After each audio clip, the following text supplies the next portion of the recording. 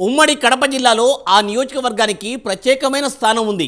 ఎన్నికలు ఎప్పుడు వచ్చినా ఆ నియోజకవర్గం గురించి ప్రత్యేక చర్చ సాగుతోంది. రెడ్ల ఆధిపత్యానికి గతంలోనే గండి కొట్టిన ఆ నియోజకవర్గం వైఎస్ మరణం తర్వాత పూర్తిగా బలిజల చేతిలోకి వెళ్ళిపోయింది. తిరిగి ఆ నియోజకవర్గం మీద పట్టును సాధించేందుకు బలిజలు, సిట్టింగ్ స్థానం నిలబెట్టుకునేందుకు వైసీపీ పోరాటం చేయనున్నాయి.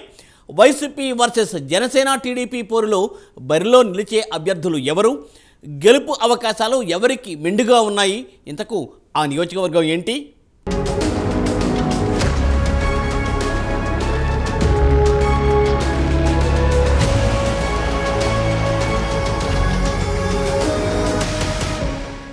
సీతా సమేతుడై శ్రీరామచంద్రమూర్తి నామాంకితుడై వెలిసిన ఒంటిమిట్టను తనలో ఇముడ్చుకున్న నియోజకవర్గం రాజంపేట. గతంలో కడప జిల్లాలో బలిజల చేతిలో ఉన్న నియోజకవర్గం.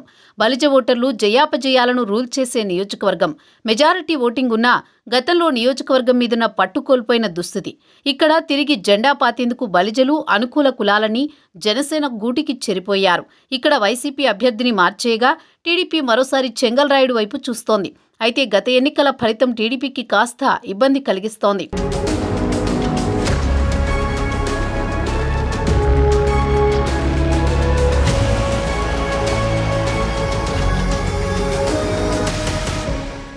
ప్రస్తుత సిట్టింగ్ ఎమ్మెల్యే మేడా మల్లికార్జున్ రెడ్డిపై రాజంపేట ప్రజల్లో వ్యతిరేకత గూడుకట్టుకున్న నేపథ్యంలో ఆ సీటును వైసీపీ మాజీ ఎమ్మెల్యే ఆకేపాటి అమర్నాథ్ రెడ్డికి అప్పగించింది. ప్రస్తుతం జడ్పీ చైర్మన్గా ఉన్న అమర్నాథ్ రెడ్డి గతంలో ఇక్కడి నుంచే గెలిచిన అనుభవం ఉంది. అయితే నియోజకవర్గ ప్రజలు మాత్రం వైసీపీపై గుర్రుగా ఉన్నారు. ఇసుక మాఫియాకి లబ్ధి చేకూర్చడానికే అన్నమయ్య డ్యాం కూల్చారని ఆ పరిసరాల్లోని నందలూరు, రాజంపేట మండలాల ప్రజలు భావిస్తున్నారు. దీంతో పాటు జిల్లాల పునర్విభజన సమయంలో రాజంపేటకు రావాల్సిన జిల్లా కేంద్రాన్ని రాయచోటికి తరలించడం, మెడికల్ కాలేజీని మదనపల్లికి వదులుకోవడం లాంటివి ఓటర్లను తీవ్రంగా ప్రభావితం చేసే అంశాలు. ఇక్కడ ప్రజలు ఈసారి వైసీపీకి సారీ అంటున్నారు.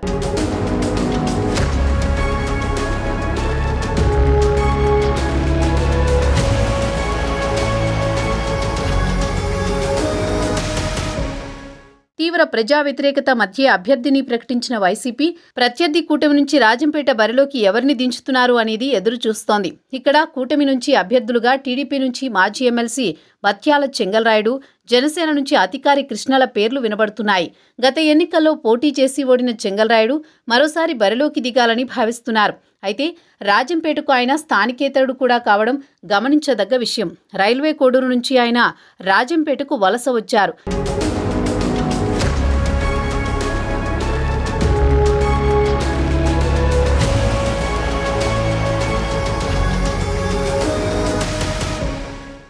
ఇక జనసేన పార్టీ విషయానికి వస్తే ఇక్కడ పాయింట్ ఆఫ్ కాంటాక్ట్గా ఇప్పటికే అధికారి దినేష్కి పార్టీ బాధ్యతలు అప్పగించింది. ఎమ్మెల్యే సీటు కూడా దినేష్ ఆశిస్తున్నప్పటికీ అనుభవం, క్షేత్రస్థాయిలో ఉన్న పట్టు తదితర అంశాలను బేరీజు వేసుకుని అధికారి కుటుంబానికే చెందిన కృష్ణ వైపు పార్టీ అధిష్టానం మొగ్గు చూపుతున్నట్టు తెలుస్తోంది.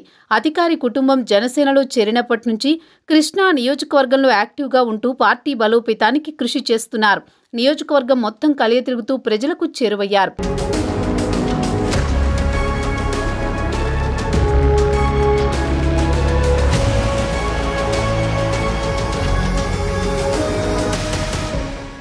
అధికారి కృష్ణకు, ఆయన కుటుంబానికి నియోజకవర్గంలో ప్రధాన మండలాలు అయిన నందలూరు, రాజంపేట, సిద్ధవటం, ఒంటిమిట్ట, సుండుపల్లి మండలాల్లో గట్టి పట్టు ఉంది. వైఎస్ ప్రభంజనంలో కూడా కడప జిల్లాలో టీడీపీ నుంచి ఎంపీపీ స్థానాన్ని గెలిచి అధికారి కుటుంబం చరిత్ర సృష్టించింది. అప్పటి నుంచి దాదాపు 4 మండలాల్లో పూర్తిస్థాయి పట్టు సాధించారు. స్థానికంగా మరికొంతమంది రాజంపేట నుంచి జనసేన టికెట్ ఆశిస్తున్నా అధికారి కృష్ణ మాత్రమే ఓర్పుతో రాజకీయాలు చేయగలడని జనసేన పార్టీ పెద్దలు భావిస్తున్నట్టు సమాచారం. విజయవంతమైన వ్యాపారవేత్త కూడా అయిన అధికారి కృష్ణ ఇప్పటికే అస్త్రశస్త్రాలు సిద్ధం చేసుకుంటున్నారు. టీడీపీ ఇన్ఛార్జి చెంగల్రాయుడు కూడా అధికారి కుటుంబానికి సమీప బంధువు కావడం కూడా కలిసి వచ్చే అంశం.